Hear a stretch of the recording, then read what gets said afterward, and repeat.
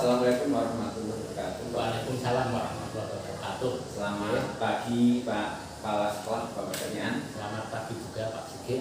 Hari ini saya ada kegiatan untuk tugas pada modul 3.1 yaitu pengambilan keputusan.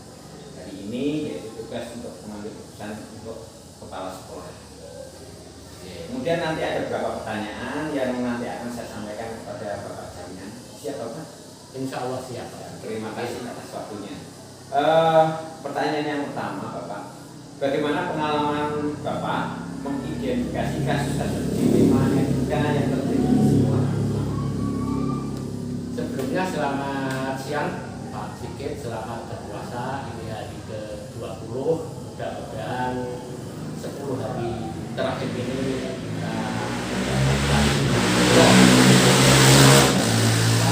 kita mendapatkan Lailatul Qadar yang lebih utama dari beribadah 1000 bulan. Amin. Amin. Ini kasus dilema etika di SMP 3 Bandar, yaitu ketika ada PPDB, ya, kita PPDB itu belum penuh kuotanya, tapi sudah selesai ditutup, ya. Terus ada anak yang atas paksaan orang tua untuk mondok. Nah, anak ini beberapa hari setelah mondok itu tidak kerasan, pengen keluar, ada 2 dilema, di mana yang satu secara aturan itu sudah tidak diperbolehkan karena PPDB sudah tutup. Lalu dilema yang kedua, ada anak yang belum mendapatkan sekolah.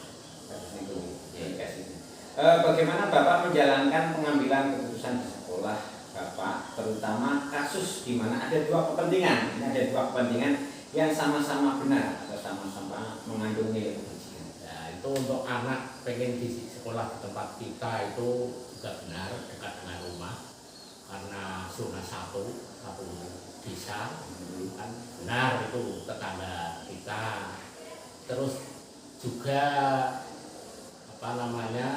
PPDB walaupun sudah berakhir, tapi kita masih punya kuota, ini juga bisa kita tambah, ya, kuota anak yang masuk sepengetahuan atau seizin dari Dinas Pendidikan, dalam hal ini bidang pembinaan SMP.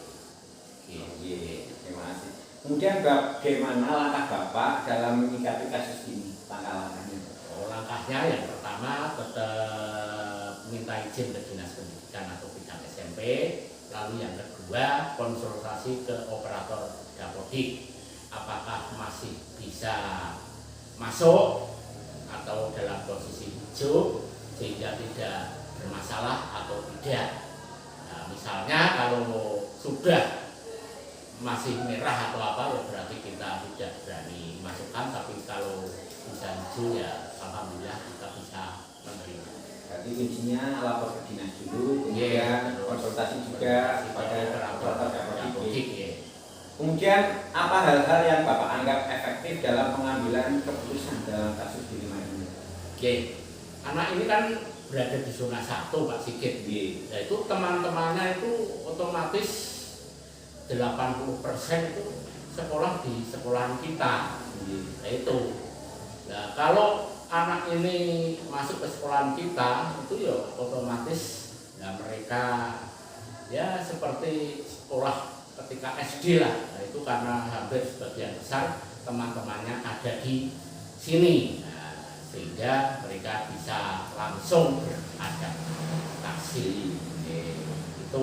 Dan yang kedua itu jauh dari sekolah lain, karena sekolah lain yang sesama negeri itu berada di zona 2 untuk 1 kecamatan tapi lain desa, atau bahkan yang ada lagi SMP 3 Kandungan itu berarti di zona 3, ya, itu kan agak jauh.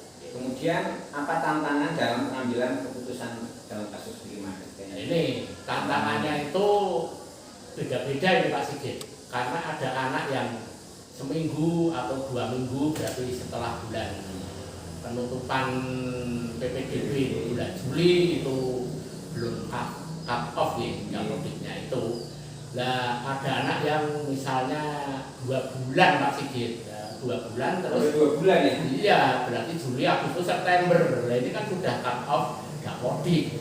Nah kalau kita terima karena masih kuotanya itu masih ada, ya apa-apa. Tapi mereka ini tidak mendapatkan dana bos tahun ini, tapi di tahun depan. Karena cut off-nya itu di akhir Agustus atau tanggal 31 Agustus. Kalau misalnya sudah masuk 1 September ke sana, itu ya kita terima. Nah, jadi di sini ya sudah ya dapat biaya dari bos, dapatnya nanti tahun depan. Berarti tantangannya itu untuk dana bosnya Pak ya? Bosnya itu tidak dapat, karena datangnya itu setelah cut off atau batas waktu. Setelah bulan September. Itu. Kemudian Bapak dalam kasus ini langsung menyelesaikan secara langsung di tempat atau ada jadwal tersendiri Pak? Ya kita aja tanya kenapa kok pengen pindah, oh ternyata ada yang bilang di pondoknya itu dulu itu bekas rumah sakit itu, seperti ada yang kalongan lalu ada penampakan dan lain sebagainya. Jadi anaknya takut, ada juga yang tidak kerasan hari Rebu hari Rebu diantar, hari Jumat sudah pulang. Nah, ketika menghadap saya langsung saya selesaikan, lalu saya tanya ke operator Dapodik lebih dulu bisa atau tidak. Kalau bisa langsung saya suruh buatkan surat SMP 3 Bandar siap menerima. Lalu orang tua tersebut menghubungi pondoknya untuk dibuatkan surat mutasi pindah ke tempat kita. Jadi tidak ada jadwal khusus, nah, kecuali kalau pas saya tidak di sekolah itu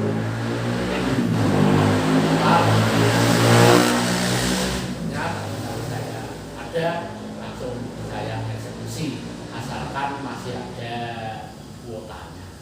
Itu karena biasa SMP kita itu kuota penuhnya itu sejak dulu itu ya mimpin bertahap.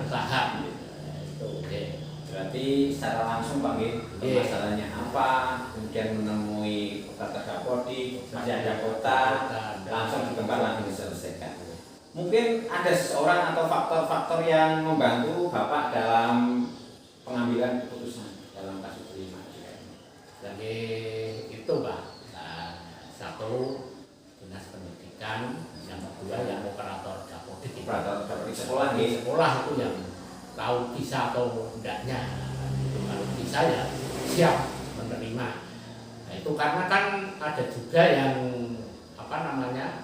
ketika masuk kelas yang atas misalnya kelas 9 atau apa, yaitu waktunya sudah habis. Maksudnya gini Pak Sigit, kelas 9 kita sudah pesen suruh ngisi list belangko ijazah, misalnya itu 120, siswanya 120, kita pesen 120. Kok ada yang mau pindah ketika setelah di semester yang terakhir itu ya kita tidak bisa menerima. Nah, nanti kalau kita terima nanti kan ijazahnya kurang, kalau kurang kan kita dimarahi ya. Mungkin dari semua hal yang telah Bapak sampaikan, pembelajaran apa yang Bapak ambil atau petik dari pengalaman pengambilan keputusan? Ya, kita bekerja ini tidak bisa saklek sesuai aturan. Kita itu tidak bisa 100% saklek sesuai aturan. Kita juga harus ya ikut menolong lah bagaimana baiknya. Nah, itu kalau kita tidak menerima anak tadi yang tidak kerasan di pondok, lalu kita tidak terima sekolah yang lainnya jauh, akhirnya kan mereka tidak sekolah. Itu ada pepatah Jawa, nah itu lurus lempeng tapi tidak belojor seperti linggis, itu tidak, tapi seperti mapah gedang, lurus tapi bengkong. Nah ini supaya kita bisa menolong orang tua atau anak tersebut. karena bagaimanapun mereka juga zona 1 dari sekolah kita.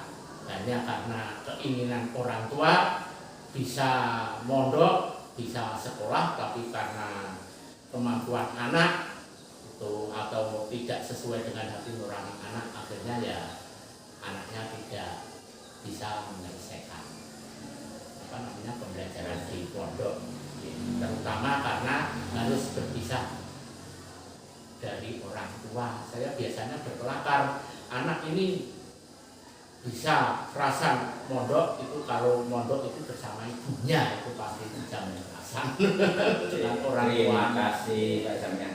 Berarti nilai-nilai kebajikan tadi ada kasihan juga Pak ya, ada keadilan juga di sana ya. Kita juga mematuhi aturan, tapi kan kita juga fleksibel sih Pak. Mungkin itu saja Bapak, terima kasih atas waktunya untuk hari ini, luar biasa bisa mengadakan wawancara langsung, jadi berbagi pengalaman Pak. Terima kasih Pak Jamian. Terima kasih Pak Sigit. Ya, semoga Bapak bisa melaksanakan tugas dengan baik dan lancar. Terima kasih. Saya akhiri. Wassalamualaikum warahmatullahi wabarakatuh.